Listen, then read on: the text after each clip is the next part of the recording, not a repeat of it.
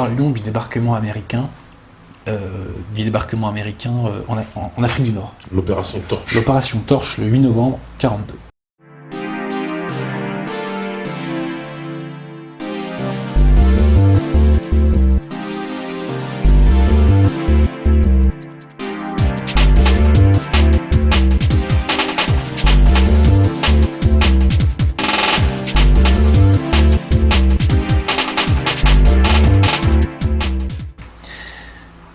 Vous savez, il y a un homme dont on n'a pas encore beaucoup parlé, qui est l'amiral Darlan. Oui. L'amiral Darlan... C'est le numéro 2 du régime, c'est ça? Alors en fait, quand Laval s'est fait éjecter par Pétain, Oui. il a été... Enfin, Pierre-Étienne Flandin l'a remplacé pendant 2 mois. Les Allemands après, ont fait comprendre à Pétain que Flandin devait partir, et Pétain a mis Darlan. Donc, de février 1941 jusqu'à avril 1942, Darlan est président du Conseil et dauphin de Pétain. Ensuite, sous pression allemande, Pétain va être obligé de rappeler Laval en avril 1942. Rappelez-vous, Darlan, le 4 août 1940, Pétain a donné une mission à Darlan, c'est-à-dire que si la France, la zone libre, était envahie par les Allemands, à ce moment-là, il devrait repartir en Afrique et reprendre la guerre contre les Allemands. Il y a un livre définitif sur Darlan, de Pierre Ordioni, Le secret de Darlan. Livre absolument génial, qui nous explique quelle a été la trajectoire de Darlan pendant la guerre. Bon, ceci étant, Weygand a quand même reconstitué cette fameuse armée d'Afrique du Nord sur demande de Pétain. On oublie de dire tout le temps, quand on parle de l'armée d'Afrique du Nord, que c'est Weygand qui l'a reconstitué sur ordre de Pétain. Alors, ça, il ne faut pas le dire, hein, c'est interdit. Voilà. Donc Pétain, quand le débarquement a lieu et que Darlan est sur place, Pétain lui envoie un télégramme. Je suis heureux que vous soyez sur place. Vous pouvez agir et me renseigner. Vous savez que vous avez toute ma confiance. Parce qu'il y a cet accord du 4 août 1940, cet ordre du 4 août 1940, de reprendre la guerre au cas où l'armée allemande envahirait la zone libre. Le lendemain, le 10, Darlan va finir par signer une armistice pour toute l'Afrique du Nord. À ce moment-là, il faut savoir que Laval est à Munich, parce qu'il a été convoqué par Hitler en urgence. Et à ce moment-là, Vichy est obligé de désavouer officiellement Darlan, qui a fait une armistice avec les Anglo-Saxons, et de nommer à la place de Darlan à la tête de l'Afrique le général Noguès, qui est le gouverneur du Maroc. Et heureusement, l'amiral Offand, on a la photo de l'amiral Offand, je ne sais pas si on peut la mettre éventuellement. L'amiral Offand, j'arrête pas de citer ses bouquins, il écrit quasiment que des bons bouquins, l'amiral Offand. L'amiral Offand a une idée, on va envoyer un télégramme secret, le seul télégramme sur lequel les Allemands ne peuvent pas intercepter, enfin le seul télégramme que les Allemands ne peuvent pas intercepter, pardon, on va envoyer un télégramme secret à Darlan. Et ce télégramme secret lui dit, envoyé à 14h50, comprenez que ce désaveu était nécessaire pour les négociations en cours. Négociations de Laval à Munich avec Hitler. Petite parenthèse d'ailleurs, Laval est allé voir Hitler avec un morceau de cyanure de potassium dans la poche, pour ne pas que Hitler lui impose des choses qui seraient trop contraires aux intérêts vitaux de la France. Il n'y a pas beaucoup d'hommes politiques français qui seraient capables d'un tel sacrifice aujourd'hui, hein, soit dit en passant. Même si Laval, on peut le critiquer sur plein de points, mais sur d'autres, quand il a fait des choses positives, il faut le dire aussi. Donc il faut toujours voir la bouteille à moitié vide et à moitié pleine. Bref, donc Vichy désavoue Darlan officiellement, mais officieusement on lui envoie un télégramme secret dans lequel on lui dit comprenez que ce désaveu était nécessaire. Ensuite, que se passe-t-il? Le 11 novembre, le lendemain donc, la Wehrmacht envahit la zone libre. Et là, Darlan se rappelle son ordre du 4 août.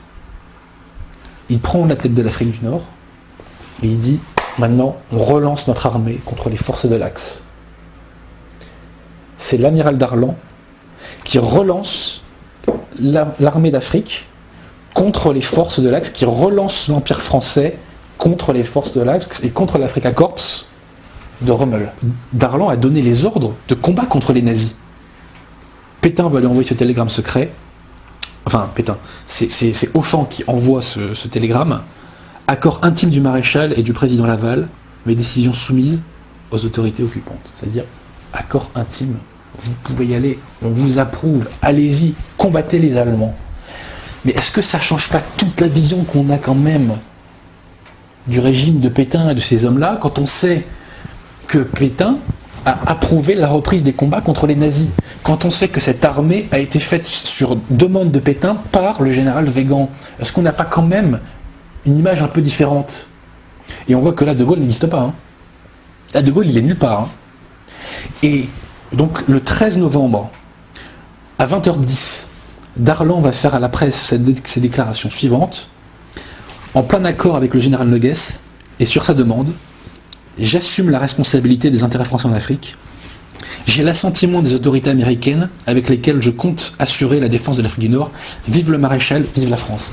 À ce moment-là, le chef de la France combattante qui combat contre les nazis, c'est l'amiral Darlan. Et il le fait, je cite, au nom du maréchal empêché. De Gaulle n'existe pas. Et si Darlan ne s'était pas fait assassiner, comme dirait l'amiral Offand, les deux morceaux de France se seraient réunis à la fin de la guerre. Et le chef de la France combattante, c'était Darlan, le vrai rival de De Gaulle, comme le dit ce cher Pierre Ordu. Alors pourquoi? Alors c'est peut-être alors là juste une petite question, parce que Darlan, justement, ça nous est présenté comme le summum de la collaboration, parce qu'il aurait collaboré avec les Allemands, et puis on nous dit justement, pour résumer, il a vu arriver les Américains, bah bienvenue, nous, en fait on est avec vous, mais en fait c'est plus compliqué que ça, quoi. Bah bien sûr c'est plus compliqué que ça. D'ailleurs il négociait avec les Américains depuis plus d'1 an, donc son ralliement n'est pas du tout opportun, il n'est pas tombé du ciel. Et de toute façon j'ai envie de dire, on s'en fout. Ce qui compte, c'est que Darlan a pris une position qui, quoi qu'on en dise, était conforme aux intérêts de la France. Il fallait à ce moment-là relancer l'armée contre l'Axe, et Darlan a relancé l'armée contre l'Axe. Cette armée, je le répète, reconstituée par Weygand à la demande de Pétain, et Pétain, par télégramme secret envoyé par l'amiral Offand, a validé le choix de reprise de combat militaire contre l'Axe. Je répète, Pétain a validé la reprise de combat contre les forces de l'Axe. Une troisième fois, Pétain a validé des combats contre les forces de l'Axe. Il faut répéter, parce que c'est tellement loin de ce qu'on nous dit. Oui, là on est loin de ça quand même. Que, non mais, c'est extraordinaire. Le degré de mensonge, et il est himalayesque. Il est himalayesque. Moi, je vous avoue que j'ai appris ça, je crois, en 2009. Et je lis les télégrammes que Pétain envoie à Darlan pour lui dire « Vas-y, Coco, tu peux y aller ». Je dis « C'est pas possible ». Pétain, le collabo, a dit à Darlan de reprendre les combats contre les nazis. C'est pas possible. J'ai du mal à comprendre, j'ai du mal à lire, là, il y a un problème. Et puis en me renseignant de fil en aiguille, bah non, c'est bien comme ça que ça s'est passé. C'est bien comme ça que ça s'est passé. Et donc, petite citation de Darlan du 18 décembre 1942. Je ferai tout ce qui est en mon pouvoir en accord avec les alliés américains et britanniques pour promouvoir cet ordre chrétien qui s'oppose aux utopies matérialistes et païennes des pseudo-philosophies hitlériennes et fascistes. Message radiodiffusé de Darlan du 20 novembre 1942. Le maréchal Pétain est et reste l'image vivante de la France. Mais après l'occupation de la zone non occupée par les Allemands, il a perdu sa liberté d'action.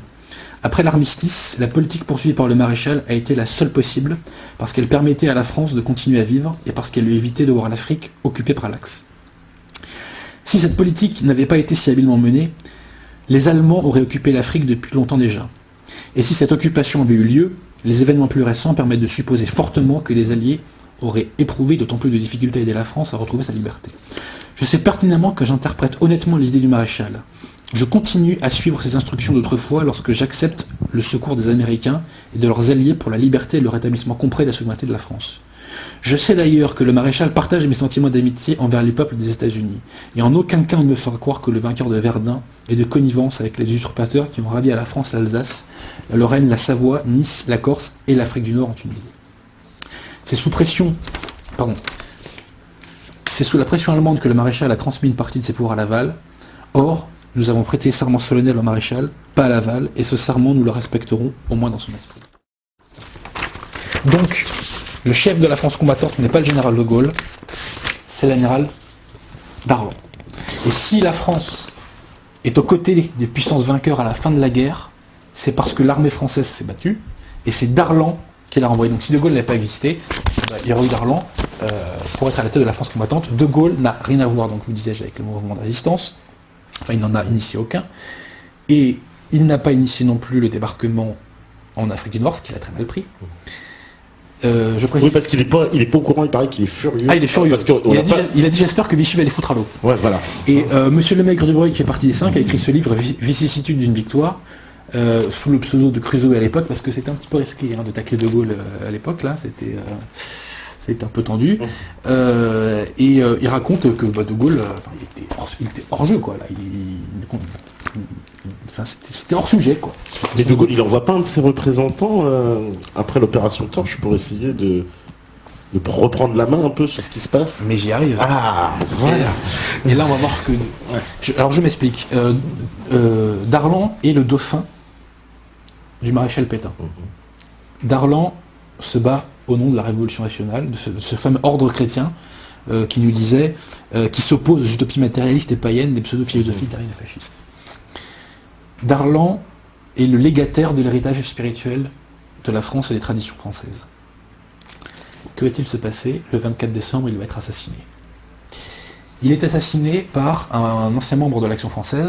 Un petit jeune. Hein, un petit jeune manipulé. Il a 19 ans, c'est ça. Des idiots utiles comme on en voit de plus en plus en ce moment. Antifa, mais ouais, par exemple. Bonnier de la Chapelle. Voilà. Ils sont tirés au sort, hein, c'est ça. Alors oui, mais attention. Pour la petite anecdote. Mais pour qui bossait Bonnier de la Chapelle? Ça, c'est intéressant. Ouais. Bonnier de la Chapelle travaillait pour l'abbé Cordier, qui lui-même travaillait pour Henri d'Acier de la Vigerie, un des membres des 5. Mais pour qui travaillait Henri d'Acier de la Vigerie? Il travaillait pour le comte de Paris. Qui a organisé la mort de Darlan? Le comte de Paris, à son moment... Ce qu'il faut savoir, c'est que Darlan reprend le pouvoir au nom du maréchal Pétain et il crée le Haut Commissariat, le Haut Commissariat de l'Afrique française, ou je sais pas quoi. Enfin, on va l'appeler ça le Haut Commissariat. Et il crée aussi un Conseil d'Empire. Ce que voudrait le comte de Paris, c'est dire, bah écoutez, Darlan, figure controversée, donc moi je pourrais prendre sa place, comme ça je pourrais faire la réconciliation entre toutes les fractions de la résistance française. Ok. Le problème, c'est que Darlan, lui, n'est pas d'accord, mais le comte de Paris, lui, veut reprendre le pouvoir pour peut-être éventuellement réinstaurer une monarchie. Le problème, c'est qu'il est indécis, puis il est encore jeune, donc il ne sait pas trop quoi faire. Mais le 19 décembre 1942, arrive de Londres François d'Astier de la Vigerie, le frère d'Henri et le frère de Emmanuel d'Astier de la Vigerie. Curieuse famille. Hein. Il rencontre le comte de Paris. Il noue un accord. L'accord est le suivant. Nous, gaullistes, nous assassinons Darlan. En contrepartie, vous prenez sa tête, vous prenez la tête du Haut-Commissariat, et vous faites un gouvernement Giraud, De Gaulle, avec De Gaulle ministre d'État.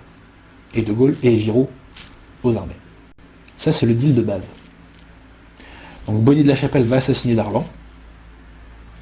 Le problème, c'est que le Conseil d'Empire ne va pas élire à la tête du Haut-Commissariat le comte de Paris. Il va élire Giraud. Et en plus, les Américains ne voulaient pas de restauration de la monarchie sans que le peuple français l'ait validé démocratiquement. Et de toute façon, là, pour le coup, les Américains nous ont rendu à bon service parce que les Orléans, je pense que c'est pire que la République de nos amis. C'est le mauvais plan, hein. C'est le mauvais plan, les Orléans. Donc voilà. Donc il y a une conspiration gaulo-monarchiste qui n'a pas marché comme on l'espérait. De Gaulle monarchiste de base, hein, royaliste de base. Tout à fait, sauf que De Gaulle, De Gaulle était un patriote français, mais il y a quelque chose qui l'aimait plus que la France, c'était sa personne. Et De Gaulle, quand il faisait le mal, avait une conscience totale du mal qu'il faisait. Totale. C'est pour ça qu'il est coupable. Il n'y a pas de péché sans conscience du péché, mais De Gaulle avait conscience des péchés qu'il commettait. C'est pour ça que je l'en veux beaucoup.